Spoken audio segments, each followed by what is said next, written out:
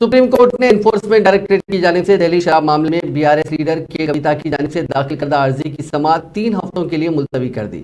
कविता ने ईडी के समन के खिलाफ ये दरखास्त दाखिल की थी। कविता दिल्ली शराब पॉलिसी मामले से मुतालिक मनी लॉन्ड्रिंग के सिलसिले में ईडी की जानिब से तलबी पर 3 मरतबा मरकजी एजेंसी के सामने हाजिर हुई।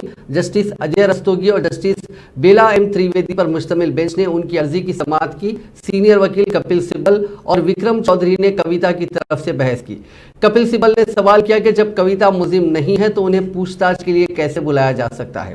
उन्होंने दरखास्त की कि कविता को जारी करदा ईडी समन को मंसूख किया जाए और घर पर उनसे पूछताछ की जाए। कविता ने अपनी दरखास्त में कहा कि उनको ईडी की जानिब से तलब करने के लिए पीएमएलए यानी prevention of money laundering act की दफा 50 सेक्शन 50 के तहत जो नोटिसें जारी की गई हैं वो ज़ाब्ता फौजदारी के सेक्शन 160 से टकराती है। उन्होंने कहा कि उनके वकील की मौजूदगी में उनके बयान की वीडियो रिकॉर्डिंग करनी चाहिए। सॉलिसिटर जनरल तुषार मेहता और additional solicitor general SP Raju ने ईडी की तरफ से रुजू होते हुए कहा कि मामला आम नौइयत का नहीं है।